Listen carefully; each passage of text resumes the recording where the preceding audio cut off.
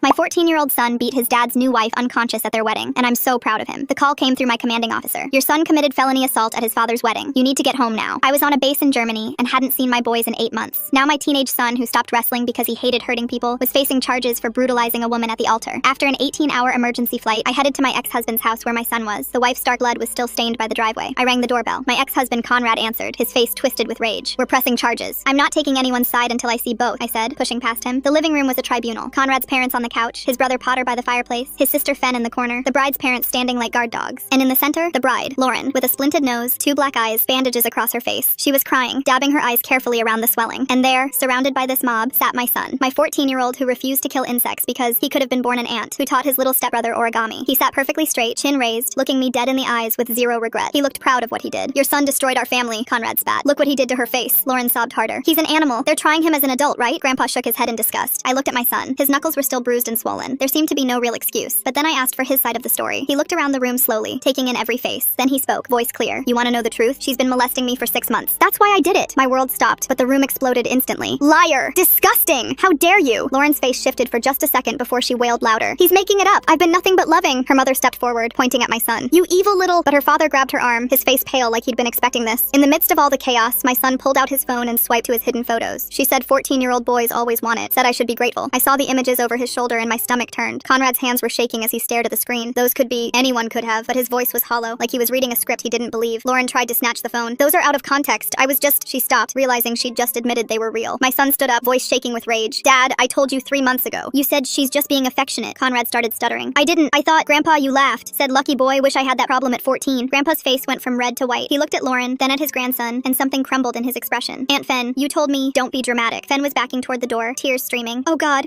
I thought you were just... Uncle Potter. You said I should be grateful. Potter had his head in his hands. Jesus Christ, I was joking. I didn't know she was actually... Grandma, you said boys can't be raped by women. Grandma collapsed into the couch, rosary beads in her hands, whispering prayers. Every single one of you told me to shut up about it. Lauren's parents were having a whispered argument. Her father hissed, not again, Patricia. You said she was better. The word again hung in the air. But that's not why I hit her, my son cut through. Everyone immediately froze. What do you mean that's not why? I asked. Last week I caught her coming out of Tommy's room at 2 a.m. He's 9. My blood went cold. Tommy was my ex-husband's 9-year-old son. Lauren's mask finally slipped completely. That little brat came on to me. Conrad grabbed her by the shoulders. What did you just say? For the first time, real fear flashed across her face. My son was crying now. Ugly, gasping sobs. The morning of your wedding, I begged you. You said not today. I knew nothing I'd say would stop her, so I stopped her the only way I could. My son then wiped his tears and ran upstairs. He came down carrying Tommy, who buried his face in his shoulder. Tommy, did Lauren touch you? The little boy nodded. Then he pulled up his pajama shorts, bruises on his inner thighs. Lauren's mother screamed at her daughter. You promised! You went to therapy! You promised this would never happen again! Lauren stood there, all pretense gone, her bruised face twisted in contempt. That's when my son spoke again. We're children, and every adult in this room chose her over us. I called 911 immediately. Lauren's family was begging me to talk, telling me they'd drop the charges, but I wasn't listening. Well, that's when Lauren ran to the bathroom. I don't know what she did in there, but I didn't care. 10 minutes later, she came out just as police were at the door. They took her away. I took my son Tommy and drove to my best friend's place. But 2 hours later, my phone rang. The detective's voice was serious. We need you at the station immediately. I drove with my stomach in knots. They led me straight to an interrogation room. Turns out, whatever Lauren planted on her phone in the bathroom had gotten me in hot water, and I was about to find out that monsters like her always have a backup plan. The detective walked me down a narrow hallway that smelled like old coffee and floor cleaner. He opened a door to a small room with just a metal table and 2 plastic chairs. He slid a manila folder across the table and told me to take a look. My hands were shaking as I opened it. Inside were screenshots from a phone showing text messages between me and Lauren. The messages showed me telling her she could handle my son however she needed to while I was deployed. One message said I trusted her judgment completely about discipline. Another said teenage boys needed firm boundaries, and I was counting on her to provide them. I stared at these messages I had never sent. My brain couldn't process what I was looking at. The timestamps showed these were from 3 months ago, right when my son first told Conrad about what was happening. The detective sat across from me watching my face carefully. He explained they found these during their search of Lauren's phone after her arrest. He asked me directly if I had given Lauren permission to discipline my son physically. Then he asked if I had given her permission to engage in sexual contact with him as a form of teaching or punishment. I told him absolutely not and that I had never sent those messages. I demanded to see my phone records from the carrier to prove it. He said they would need to keep my phone for comparison and forensic analysis. That's when it hit me that I wasn't just there as a witness anymore. They were investigating me as a possible accomplice. They took me to another room where a technician photographed my hands from every angle. Then they rolled each finger in ink and pressed them onto cards. The technician explained they needed to rule me out as an accomplice to the crimes. The word accomplice made my stomach turn over. Lauren was trying to drag me down with her by making it look like I knew and approved of what she was doing. For the next 3 hours, they asked me question after question about my relationship with Lauren. When did we first meet? How often did we communicate? What kind of conversations we had? Whether I knew about her methods with my son. They wanted to know every detail about our interactions. They asked if I had ever discussed discipline strategies with her. They asked if I had noticed any changes in my son's behavior. They asked why I hadn't come home sooner if I suspected something was wrong. Every question felt like a trap. Finally, they let me leave, but they kept my phone and told me not to leave town. I walked out of the station feeling like the walls were closing in. I drove straight to the law office of Casey Maplegrove, who my friend had recommended. Casey took one look at my face and immediately cleared her schedule. She She sat me down in her office and had me go through everything from the beginning. I told her about the wedding and what my son revealed and now these fake messages. Casey started typing rapidly on her computer while I talked. She immediately filed preservation orders with all the major phone carriers and social media companies. She explained that Lauren probably used spoofing apps or edited screenshots during those 10 minutes she was in the bathroom. Casey said we needed to get the actual phone records from the carrier to prove the messages were fake. She also filed requests for Lauren's search history to see if she had looked up how to fake text messages. Casey told me not to talk to the police again without her present. She said Lauren was clearly trying to muddy the waters and create reasonable doubt for her own defense. The next morning, Derek Oakridge from CPS showed up at my friend's house where we were staying. He needed to interview both boys separately as part of the official investigation. He was gentle with them, but very thorough in his questions. He had my son go through everything that had happened with Lauren from the beginning. My son told him about the first time she came into his room at night. He described how she would wait until Conrad was asleep. He talked about the threats she made if he told anyone. Derek wrote everything down carefully and had my son sign each page. Then Derek interviewed Tommy separately in another room. The little boy was scared, but he told Derek about the times Lauren came to his room. He showed Derek the bruises that were still healing on his legs. Derek took photographs of every mark and documented their size and color. Something feels really off about Lauren's bathroom trip. 10 minutes is a long time to just sit there while police are coming. Her mom's reaction about not again and therapy makes me wonder how many times this woman has done this before to other kids. He had a nurse practitioner come to do a full physical exam on both boys. After the interviews, Derek sat down with me to explain what would happen next. He was implementing a safety plan that would allow me supervised contact with both boys while the investigations continued. I would have to meet with them at the CPS office with a social worker present. It felt humiliating to need supervision to see my own son, but I agreed immediately because their safety was all that mattered. Derek explained that the criminal case against Lauren would move forward regardless of what happened with the investigation into me. He said the boys' disclosures were credible and consistent with abuse. The physical evidence on Tommy supported their statements, but he also warned me that Lauren's defense attorney would probably try to use those fake messages to claim I was involved, or at least negligent. Over the next few days, everything moved fast, but also painfully slow. Casey got the phone records from my carrier that proved I never sent those messages. The metadata showed they were created on Lauren's phone using a third-party app. Casey also found that Lauren had searched for how to fake text messages for court and spoofing apps that look real on her laptop the week before the wedding. The police detective called Casey to say they were no longer considering me a suspect, but I was still a key witness. My phone rang while I was still in the parking lot, and the screen showed a military number. Chandler Birchgrove from JAG was on the line telling me my security clearance was now under review due to the ongoing investigation. He said my emergency leave was extended, but I was placed on administrative hold, which meant I couldn't return to duty until this mess was cleared up. I sat in my car feeling like my whole career was falling apart while my kids needed me most. Casey called right after and said she'd gotten copies of those fake screenshots Lauren had shown the police. She was looking at them on her computer and immediately noticed the font was wrong for my phone model. The timestamp formatting didn't match either, and some of the messages had different spacing than others. She'd already called in Corey Cedarglin, who specialized in proving when digital evidence was fake. He was driving over to her office right now to examine everything properly. Meanwhile, Devin Pineshire from Victim Services called to say she'd arranged for Tommy to have a medical exam at the Children's Hospital that afternoon. I drove him there myself, but when we got to the exam room, they told me I had to wait in the hallway. Tommy looked so small walking in there with just the nurse and doctor. I paced that hallway for 3 hours, checking my phone every few minutes and trying not to think about what they might find. The nurse brought him juice boxes twice, and each time I caught a glimpse of him sitting on the exam table in a hospital gown. When they finally finished, Tommy came out holding a stuffed bear they'd given him and wouldn't look me in the eyes. Devin walked out with a thick folder of documentation and told me they'd found evidence consistent with his disclosure. My phone started buzzing with voicemails from Conrad, who was losing his mind about not being able to see Tommy. The safety plan required all visits to be supervised now, and he was screaming into my voicemail about how this was all my fault. First message, he blamed me for turning our son against Lauren. Second message, he blamed Lauren for being a predator. Third message, he blamed our son for ruining his wedding. Fourth message, he was back to blaming me for not warning him about Lauren, even though I'd literally just found out myself. His parents were calling too, but I deleted those without listening. Lauren posted bail that same day using her parents' money, and within hours her lawyer had filed a restraining order against me. The paperwork claimed I'd orchestrated the whole situation to get custody of Tommy, and that I'd coached my son to attack her. She was painting herself as the victim of a jealous ex-wife's scheme. Casey said this was typical predator behavior trying to flip the narrative. The next morning was my son's CPS interview with Derek Oakridge at the Children's Advocacy Center. My son sat in that little room with the cameras and told Derek everything in detail. He gave exact dates when he'd told his dad about the abuse 3 months ago. He remembered the specific words his grandfather used when he laughed it off. He knew what his aunt was wearing the day she told him not to be dramatic. He even remembered what TV show was on when his uncle said he should be grateful. Derek wrote everything down and created an official timeline of every adult who'd been told and failed to act. The safety plan they put in place meant both boys had to stay at my friend's house with me, only allowed there during approved hours. We set up a weird routine where I'd arrive at 7 in the morning to get them ready for school. I'd leave when they got on the bus and come back at 3 when they got home. I had to leave again at 8 every night, which killed me because that's when Tommy had the worst nightmares. My friend would text me updates about him crying for me, but I wasn't allowed to come back until morning. We lived like this for weeks, waiting for court dates and investigations to move forward. Then an email came from Tommy's school counselor that made me sick. She'd pulled his records going back a year and found clear changes starting 6 months ago, right when Lauren moved in. His grades dropped from A's to C's, and he'd gone from never missing school to having 12 absences. His teacher had noted he'd become withdrawn and stopped participating in class. Another teacher wrote that he'd started falling asleep at his desk. The counselor had even called Conrad about it, but he'd said Tommy was just adjusting to having a new stepmom. All these warning signs had been documented and ignored while that monster was hurting him. Casey forwarded me another development when the detective called her about finding a voice memo on Lauren's phone. It was supposedly me threatening to destroy her life if she married Conrad. The detective was sending it over for analysis, but warned it sounded pretty convincing. Casey immediately demanded the original file, not just a copy, so Corey could examine it properly. Corey got to work on the audio file as soon as it arrived at Casey's office. He pulled up the metadata first and found the file had been created just 2 days before the wedding. The wave patterns showed weird inconsistencies where background noise suddenly changed. He isolated different layers of the audio and found evidence of voice splicing where words had been cut from different sources and pasted together. The modulation patterns didn't match natural speech, and there were digital artifacts showing AI voice generation markers. Corey said he could prove in court that this audio was completely fabricated using at least 3 different source recordings and an AI voice tool. Casey immediately filed the evidence with the court and started the process to subpoena Lauren's phone carrier records. She explained that getting the actual call logs and metadata would take at least 3 weeks. Every single day felt like a month while we waited. I couldn't sleep properly knowing Lauren was still out there spreading lies about me. Casey kept reminding me that building a solid case takes time, but I was going crazy watching my life fall apart. 2 days into the wait, Casey forwarded me an email marked confidential from Lauren's father. He admitted that Lauren had an incident with a neighbor's child 5 years ago. The family had moved states afterward, and he wanted immunity before giving us more details. Casey said we'd need the prosecutor's approval for any immunity deal, which could take weeks. The restraining order hearing came up first, and I thought we'd finally get some protection. Casey argued that I'd never threatened Lauren and was only defending my son from abuse. The judge barely looked at our evidence before issuing mutual no-contact orders. He said given the serious allegations on both sides, he was being cautious. I wanted to scream that being cautious meant protecting children, not their abuser. Meanwhile, Tommy had his medical exam at the children's hospital. The doctor found evidence consistent with abuse, but used such careful medical language it made me sick. Terms like findings suggestive of trauma and injuries consistent with reported mechanism, instead of just saying what we all knew. The report would help our case, but it felt like nobody wanted to say the actual words. Then Casey got a call from a police officer who'd been reviewing body camera footage from the wedding. He'd found audio of Lauren talking to her mother after my son hit her. In the recording, you could hear Lauren saying, "Those photos shouldn't matter," before her mother shushed her. Casey immediately requested a copy and filed it as evidence in both cases. She explained her strategy was to defend me from the false accusations while keeping my son's assault case completely separate. 2 different legal tracks meant double the work and double the cost. She warned me this would be expensive and exhausting, but we had no choice. I'd already spent $8,000 and we were just getting started. That same week, I got formal notice from my military command. My security clearance was suspended pending the investigation outcome. Even if I was completely cleared, this would end any chance of promotion. 15 years of perfect service destroyed by one lying predator. My commanding officer called personally to say he believed me, but his hands were tied. Protocol required suspension for any accusation involving minors regardless of evidence. I'd gone from training soldiers in Germany to sitting in my friend's living room unemployed. Corey had finished his full analysis of the fake voice memo by then. Lauren's father suddenly having information about an old incident with a neighbor's child but wanting immunity first? That timing feels awfully convenient. Why didn't this come up when his daughter first got arrested instead of waiting until now to mention it? He found proof it was created using at least 3 different recordings spliced together. The digital artifacts showed clear evidence of AI voice generation software. The creation timestamp in the file's metadata was 2 days after Lauren claimed I'd left the message. He wrote up a detailed technical report that Casey said would demolish their evidence in court. But courts move slowly, and every day that passed was another day my kids suffered. CPS started their evaluation process for Tommy's placement since Conrad's parents had minimized the abuse. The caseworker interviewed family members to see if any relatives could provide a safe home. She mentioned they might need to consider therapeutic foster care if no family placement was appropriate. The thought of Tommy going to strangers made me physically sick. Conrad's sister called saying she'd take Tommy, but only if I admitted I was lying. His brother said the same thing. They all wanted me to confess to making everything up before they'd help. The CPS worker said their conditional offers showed they weren't suitable placements. She started looking at Conrad's extended family, but most lived out of state. 3 weeks into this nightmare, Conrad showed up at my friend's house demanding Tommy. My friend Sarah saw him pull up and immediately called the police while locking the doors. I grabbed my phone and started recording video from inside the living room window. Conrad was pounding on the door screaming that Tommy was his son. He said the safety plan was illegal and he had parental rights. Tommy was hiding in the bedroom closet crying and my son was trying to comfort him. The police arrived within 10 minutes, but Conrad had already kicked the front door hard enough to crack the frame. They made him leave but said without a restraining order they couldn't arrest him. Sarah had to pay for a new door and install security cameras that same day. Casey filed emergency paperwork for a protective order, but the judge wouldn't hear it for another week. Every night we'd hear cars slow down outside and wonder if it was Conrad coming back. Tommy started wetting the bed and having nightmares about Lauren coming to get him. My son stopped eating properly and lost 12 pounds in 3 weeks. The stress was destroying both kids while the legal system moved at a snail's pace. Casey kept saying we were building a strong case, but I could see my children falling apart. The phone records finally came back showing Lauren had never received any calls from my number, but her lawyer argued that didn't prove anything since I could have used a different phone. The prosecutor called a meeting 2 days later at the courthouse where he laid out my son's options while Casey sat next to us taking notes. He pushed papers across the table showing the assault charges could mean juvenile detention, but mentioned something called a diversion program. Casey leaned forward and started talking about counseling alternatives while my son sat there silent and pale. The prosecutor kept checking his watch like he had somewhere better to be. Casey pushed for therapy instead of any formal charges, and after 40 minutes of back and forth, they agreed to consider it if my son completed a written statement about everything. That night, my son sat at the kitchen table for 4 hours writing page after page about what Lauren did to him. His hand cramped up twice and he had to stop to shake it out. I made him hot chocolate, but he didn't touch it. When he finally finished, he had 12 pages front and back describing every single thing she'd done. He wrote about how she'd come into his room at night and touch him while he pretended to sleep. He wrote about the photos she made him take and how she said nobody would believe him. He wrote about catching her with Tommy and how he knew the wedding was his only chance to stop her. Reading it made me throw up twice in the bathroom while he slept on the couch. The next morning, we drove Tommy to the Children's Advocacy Center for his interview. The building looked like a regular house from outside with toys in the waiting room and bright paintings on the walls. They took Tommy back to a special room with cameras while I sat in the lobby watching other parents stare at their phones. The interviewer was trained to talk to kids about abuse without making it worse for them. I could hear Tommy crying through the door even though they said it was soundproof. After 2 hours, they brought him out and he wouldn't look at me. The interviewer pulled Casey aside and showed her the preliminary report on her tablet. The grooming pattern started 6 months ago with small boundary violations that got worse each week. Lauren had told Tommy it was their special secret and that bad things would happen if he told. The report documented documented bruising and multiple stages of healing and behavioral changes his teachers had noticed. Casey said this report alone would strengthen the criminal case significantly. That afternoon, the detective called me into his office and warned me about talking to Conrad's family. He said any coordination between witnesses could look like tampering even if we were just checking on each other. Casey told me all communication had to go through her office from now on to avoid any appearance of interference. She gave me a special email account to use only for case-related messages that she could monitor. 2 days later, Casey got a judge to sign an order for complete forensic imaging of Lauren's phone. The tech team would recover deleted files and hidden apps to find the real source of those fake messages. Lauren's lawyer fought it for a week, saying it violated her privacy, but the judge sided with us. The phone company finally sent over the complete records showing every call and text from my phone for the past year. Casey spread them out on her conference table and highlighted the relevant dates with a yellow marker. There were 0 messages to Lauren's number during any of the times she claimed I'd threatened her. Casey called it our first solid piece of evidence that she was lying about the threats. She filed it with the court that same afternoon while I sat in her office eating stale crackers from the vending machine. Corey called Casey's office the next morning with big news about Lauren's phone. He'd found a spoofing app hidden in a calculator folder that was installed at 11:47 p.m. the night of the wedding. That matched exactly when Lauren locked herself in the bathroom after we called the police. The app could fake messages from any phone number and make them look real in screenshots. Corey sent over the technical report showing the installation timestamp and app history. Casey immediately forwarded everything to the prosecutor, who called back within an hour. He said he was becoming less interested in pursuing any charges against me given the mounting evidence, but he wouldn't formally close the investigation yet because that's how prosecutors protect themselves from lawsuits. Casey said this was typical hedging, and not to worry about it, but I couldn't sleep anyway. 3 days later, my phone started blowing up with notifications from numbers I didn't recognize. Someone had leaked details about the case online and posted my name and photo on social media. The messages started nice enough with people saying they supported me, but quickly turned dark. Death threats filled my voicemail within hours. People found my work email and sent graphic descriptions of what they wanted to do to me. Someone posted my friend's address where we were staying and said they were coming to burn it down. Casey helped me screenshot everything and file police reports while we installed security cameras at my friend's house. The harassment got so bad I had to change my phone number twice in 1 week. My friend's kids were scared to go to the school because cars kept driving slowly past the house taking pictures. Casey hired a private security company to patrol the neighborhood and escort us to court appearances. The online mob had decided I was guilty without knowing any facts about the case. 3 days later, a letter showed up from Fenn with shaky handwriting saying she was sorry for not believing my son. Potter sent a text saying he wasn't picking sides but needed space from the whole situation. Conrad's parents completely stopped answering calls or messages like we didn't exist anymore. The family was splitting apart with everyone choosing their own way to handle the guilt. CPS came to my friend's house that week with paperwork about Tommy's placement. They said he needed to stay in therapeutic foster care and my friend's family qualified since they had the right training. Tommy would get to stay where he felt safe while getting help for what happened to him. The social worker brought toys and books to help him feel more at home. My friend's kids were being really gentle with him and teaching him card games. 2 weeks passed before Lauren's lawyer filed papers trying to get my son's photos thrown out as evidence. She claimed they were illegally obtained and couldn't be used in court. The motion meant my son might have to testify about how he got the photos. Casey immediately started preparing counter-arguments about why the evidence should stay. The hearing got scheduled for the following month with everyone required to appear. Meanwhile, my son had to go to juvenile court for the assault charges. The judge looked at all the evidence and offered him a diversion program instead of regular prosecution. He'd have to do therapy twice a week and 60 hours of community service at the animal shelter. If he completed everything successfully, his record would stay clean. My son nodded and signed the papers without saying anything. The military called me that same week about an administrative board hearing. They said the negative publicity from the case was affecting unit morale and base security. My security clearance was under review and they were questioning my humanitarian leave status. Why did Lauren wait until she was locked in the bathroom to install that spoofing app? That timing seems way too convenient, like she already had a backup plan ready to go just in case things went bad at the wedding. I had to submit pages of documentation explaining everything that happened. The hearing got scheduled for 3 weeks out with my career hanging in the balance. During the suppression hearing, the judge kept asking Lauren's lawyer to explain technical problems with her phone evidence against me. Corey had found timestamps that didn't match and metadata showing files were created after she went to the bathroom. The lawyer kept stumbling over his words, trying to explain the inconsistencies. The judge frowned and took notes while Lauren sat there looking nervous. Her bruises had faded, but she kept touching her face like they still hurt. After 3 hours of testimony, the judge said he'd rule within 2 weeks. CPS finished their investigation and officially found that Lauren had abused both boys. They also found Conrad guilty of failure to protect his children from a known threat. He got mandated to take parenting classes every week for 6 months. The safety plan got extended another 6 months with surprise home visits included. Conrad started showing up to the required classes without complaining. He sat in the back taking notes and asking questions about warning signs he'd missed. His anger was shifting away from us and toward Lauren as more evidence came out. He started sending short emails asking how Tommy was doing. One morning, I woke up to dozens of Facebook messages from accounts I didn't recognize. They were all saying horrible things about me and my son, but using details only Lauren would know. Casey documented every single message and tracked the IP addresses back to Lauren's apartment building. We filed contempt charges since she was violating the no-contact order through her friends. The judge scheduled an emergency hearing about possibly revoking her bail. Lauren showed up with a different lawyer who argued she couldn't control what her friends did, but Casey had proof she'd been logged into the fake accounts herself. My son started trauma therapy but wouldn't talk for the first 3 sessions. He just sat there drawing pictures of birds and trees while the therapist waited patiently. On the 4th session, he finally said one sentence about feeling dirty all the time. The therapist gave him special soap to use when the feelings got too strong. Week by week, he started saying a few more words about what happened. Sometimes he'd stop mid-sentence and go back to drawing birds. The therapist said this was normal and healing would take time. Tommy was doing better in his therapy using play dolls to show what happened. His therapist was documenting everything for the criminal case. My friend's family was being amazing with him, and he'd started smiling again sometimes. The military board reviewed all my documents and testimony from Casey about the false allegations. They decided to extend my humanitarian leave but put me on administrative duty when I returned. My security clearance stayed intact but would be reviewed again in 6 months. Conrad's parents finally sent one email saying they needed time to process everything. everything. They admitted they should have listened when my son first spoke up. Potter started texting again, asking if the boys needed anything. Fen sent gift cards for clothes and toys, but still couldn't face us in person. The family was slowly trying to figure out how to move forward with all this guilt. The school called me 3 days later about setting up my son's return. We sat in a conference room with the principal, 2 counselors, and the special education coordinator. They kept using words like trauma-informed approach and modified schedule while I filled out stacks of paperwork. My son would start with half days and work up to full time over 6 weeks. A counselor would check on him every morning and afternoon. He'd get extra time for tests and could leave class if he felt overwhelmed. The principal assured me they'd keep everything confidential, but I knew how schools worked. By the time we left, I could already see teachers whispering in the hallway. That same afternoon, I checked my email and saw the promotion list had posted. I scrolled through 15 years worth of peers getting their names on there. Mine wasn't anywhere. My commanding officer had warned me this would happen, but seeing it made my chest tight. All those deployments, all those perfect evaluations, gone because of one incident that wasn't even my fault. I closed my laptop and tried not to think about the retirement points I'd never earned now. 2 days later, a certified letter arrived from Lauren's family's lawyer. They wanted us to sign NDAs or face a defamation lawsuit for $2 million. The letter claimed we'd damaged Lauren's reputation with false accusations. I immediately called Casey, the lawyer my friend had mentioned might help us. She laughed when I read her the letter. They're scared. This is desperation. Casey met me at a coffee shop that afternoon with a stack of her own papers. She'd already pulled Lauren's arrest record and the CPS reports. We're not signing anything that silences these boys, she said. I watched her highlight sections of their proposed agreement. Look at this clause. They want the boys to never speak about the abuse, even in therapy. She crossed out entire pages with a red pen. Over the next week, Casey went back and forth with their lawyers. They offered us $50,000 to drop everything, then $100,000, then $200. Each time Casey told them the same thing. My clients want justice, not money. Their lawyer got nasty, threatening to bury us in legal fees. Casey didn't even blink. Try it. I work on contingency for abuse cases. She slid a counter proposal across the table. Criminal prosecution goes forward. No NDAs, no money changes hands. The lawyer's face went red, but he took the papers. Meanwhile, the prosecutor called with news about Lauren's case. She's been offered 18 months if she pleads to misdemeanor assault. I felt my stomach drop. Misdemeanor? She molested 2 children. The prosecutor sounded tired. Her attorney is good. They're claiming the evidence is circumstantial. He explained how Lauren's lawyer was filing motion after motion to get evidence thrown out. They wanted my son's photos excluded as illegally obtained. They claimed Tommy's testimony was coached. Every delay tactic in the book. We're looking at trial in 8 months minimum, he said. The court's backed up. 8 months of waiting, of legal bills piling up, of my son having to relive this over and over. That night around 11, my phone rang. Tommy's small voice came through. I can't sleep. She's in my dreams. I could hear him crying. I walked him through the breathing exercises his therapist taught him. In for 4, hold for 4, out for 4. We did it together for 10 minutes until his breathing steadied. Conrad got on the phone briefly. This happens every night now. He won't sleep in his own bed. I called Tommy's therapist first thing in the morning for an emergency session. She fit him in that afternoon. 3 weeks passed before my son's juvenile court date arrived. The judge reviewed his therapy attendance records and the reports from his counselor. My son had shown up to every single session. The judge approved his diversion program with conditions. 100 hours of community service at the animal shelter. Weekly therapy for a year. Monthly check-ins with a probation officer. No contact with Lauren or her family. My son nodded at each requirement. The judge reminded him this was his chance to avoid a permanent record. We started the community service that weekend. Watching my son clean kennels and walk dogs, you'd never know what he'd been through. The animals loved him immediately. Casey called the next morning with good news. I filed a motion to get Lauren's previous therapy records. Lauren's family fought it hard, claiming privacy rights, but Casey had found a precedent about pattern behavior in abuse cases. The judge sided with us. The records from her previous therapist in Michigan are being sent over. Casey's voice had an edge of excitement. There might be other victims. We'd know within 2 weeks what those records contained. That same day, I got called into my commander's office. The formal reprimand was waiting on his desk. Conduct unbecoming for the negative attention brought to the unit. It was the lightest punishment possible, but it still felt like a punch. My commander looked uncomfortable as I signed it. I fought for you. This was the best I could do. The reprimand would stay in my file forever. Any board that reviewed my record would see it. My military career had effectively ended, even if I could stay in. I walked out of his office knowing I'd never make rank again. The next few days blurred together with lawyer meetings, therapy appointments, and school conferences. Every step forward felt like 2 steps back. But we kept going because what else could we do? The boys needed normal as much as we could give them, even if normal now meant counselors and courtrooms and nightmares that wouldn't stop. Conrad started therapy 3 weeks later as part of his custody agreement with CPS. I got the report copy from my lawyer showing what he told his therapist. He sat in that office admitting he'd noticed Lauren getting too close to the boys months before the wedding. He'd seen her touching my son's shoulder too long and sitting too close during movie nights. The therapist wrote down every word and sent it straight to CPS as required by his treatment plan. Lauren's parents showed up at my lawyer's office the next week with their own attorney and a check. They wanted to settle Tommy's civil claim quietly without any court filing that would make headlines. The settlement papers guaranteed Tommy would have therapy paid through age 21 with no limits on sessions. Their lawyer made us sign papers saying we couldn't talk about the money to anyone ever. Lauren's lawyer stumbling through explanations about the phone evidence while she sits there touching her face seems like such a calculated performance. Makes me wonder if they rehearsed this whole nervous act beforehand to gain sympathy from the judge during the hearing. My son went back to the school with a safety plan the counselor helped us write. Kids whispered when he walked down the halls and some moved away from him at lunch. We practiced breathing exercises in the car before school, but some mornings he just sat there shaking. I'd have to call him in sick and we'd try again the next day. The prosecutor called me into her office to show me what they'd found in Lauren's sealed therapy records. 3 other kids from her past had made reports that got buried by different therapists. She withdrew the plea deal right there and said they were adding charges for each prior victim. Casey sat me down in her office with coffee and warned me what was coming. Lauren's defense attorney would attack everything about my military service and how I raised my son. We started doing practice sessions where Casey grilled me like I was on the witness stand. She made me answer the same questions over and over until I could stay calm no matter what she asked. Tommy's foster family sent updates through CPS saying he was doing better each week. He needed therapy twice a week and still had nightmares, but they were committed to keeping him. They told the social worker they'd adopt him if Conrad's rights got terminated completely. My son started his community service at the domestic violence shelter downtown. He helped sort donations and clean the playroom room where kids stayed while their moms met with counselors. The coordinator said working there seemed to help him understand he wasn't alone in what happened. Other kids had been hurt too, and seeing them heal helped him believe he could heal. I sat at my kitchen table after the boys went to bed, surrounded by stacks of papers. Legal bills from Casey that ate up my savings and therapy schedules for both boys. Court dates circled on the calendar and CPS meeting notes scattered everywhere. The case would drag on for months more with depositions and hearings and evaluations. But tonight, my son was sleeping in his bed down the hall instead of juvenile detention. Tommy was safe with people who protected him instead of the house where nobody believed him. That had to be enough for now because it was all we had while we waited for the system to work. Thanks for letting me wonder along with you all today. It really makes you look at things a little differently. Until next time. And if you made it to the end, drop a comment. I love reading all your comments.